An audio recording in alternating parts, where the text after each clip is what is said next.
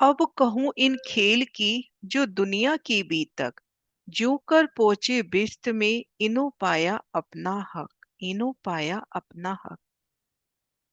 अब आप श्री महामती जी इस संसार रूपी खेल की बीतक वर्णित कर रहे हैं कि किस प्रकार से दुनिया वाले बहिश्तों में पहुंचेंगे और कैसे उन्हें पारब्रह्म की पहचान होगी। जू कर पहुंचे बिस्त में, इनो पाया अपना हक।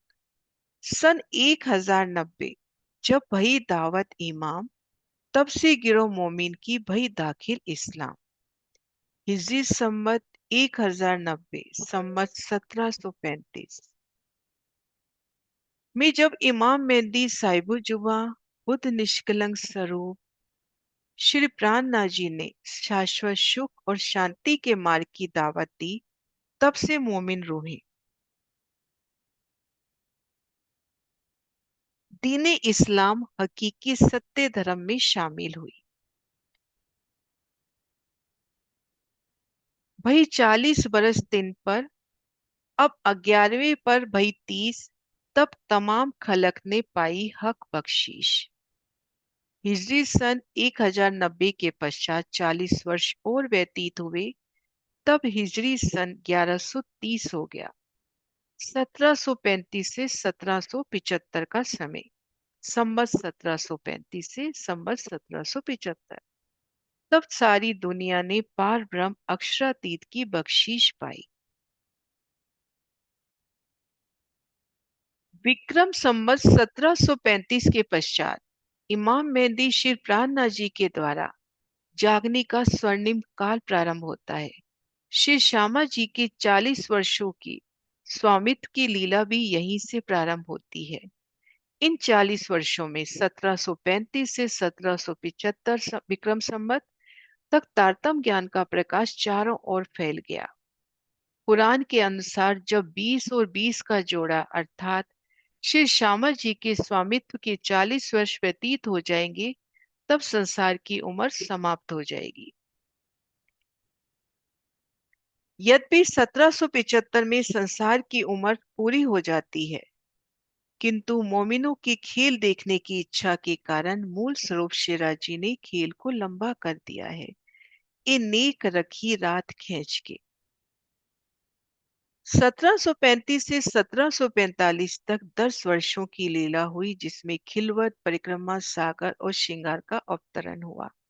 ज्ञान का पूरा उजाला फैल गया और सारे संसार की दृष्टि में एकमात्र अक्षरातीत ही उपासना योग्य है।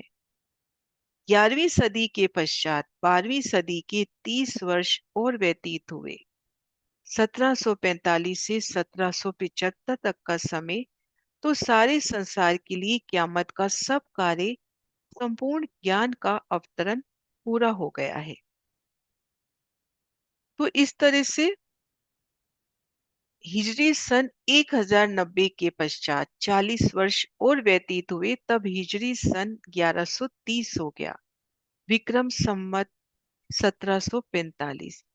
तब सारी दुनिया ने पारब्रह्म अक्षरातीत की बख्शीश पाई। बाकी 12 के 70 पुल्स रात भई जब, एक खबर पहुंची मलकूत में, विष्णु खबर पाई तब। अब 12वीं सदी के जो 70 साल बाकी रहे, अब इनमें जीव सृष्टि का कर्म कांड की भक्ति द्वारा पश्चाताप करते हुए स्वयं को जागृत करना है और इस पुरुष रात की मार्ग पे चलने वालों के दुखों का वर्णन कैसे करें। कर्म कांड का जमाना, पुरुष रात कायम की गई। तब वैकुंठ में विष्णु भगवान को जागृत बुद्धि के द्वारा सत्य ज्ञान की पहचान हुई। मेरी बुद्धि जाए विष्णु को देसी खबर। तब रोया इन बात को देखा आदम का मारा तब, और फरजद आदम के ता देखा गंज इलाई सब। क्यों न किया मोहे आदमी, जो इनो निस्बत राखत, खाक हो तीन जिमी की इताई हक की जात। तब बुद्ध निष्कलंक स्वरूप इमाम मेहदी स्वरूप आदम की महिमा की जब पहचान विष्णु भगवान को हुई, तो उन्हें बहुत पश्चाताप हुआ और श्री प्राणनाथ जी के अनुयायी सुंदर साध के हृदय में श्री परम धाम की ज्ञान के खजाने को देखकर वह सोचेगा, कि हे परवरदिगार, आपने मुझे आदमी क्यों नहीं बनाया, क्यों ना किया मोहे आदमी जो इनो निस्बत राखत, जबकि आप मनुष्य तनधारी ऐसी आत्माओं से संबंध रखते हो। नहीं तो कम से कम उस धरती की धूल ही हो जाता जब ब्रह्मप्रियाएं आत्माएं आई थी। यूं रोए के पीछा फिरा, तब नूर के खुले नैन, फिर याद किया सुपन को, उठी आठों बजते इन। इस प्रकार पश्चाताप करते हुए अज़ाज़ील विष्णु भगवान की सुरता अपने मूल स्थान अव्यकृत में वापस चली जाती है।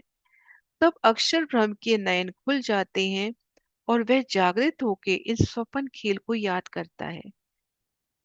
तब अक्षर के हृदय में आठों बहिश्ते खड़ी हो जाती हैं, जिसमें समस्त संसारी जीव अखंड हो जाते हैं। तीन के बड़े मरातबे जिनका जैसा होए, सो सिफायत के सुकन में कया बेवरा सोए। तो जिनकी जैसी रहनी थी उन्हें वैसा ही मर्तबा ऊपर की बहिश्त प्राप्त हुई। तो इस प्रकार से संसार रूपी खेल की बीतक को नेक जाना कि कैसे दुनिया वाले बहिश्तों में पहुंचे, उन्हें सत्य पार ब्रह्म की पहचान हुई।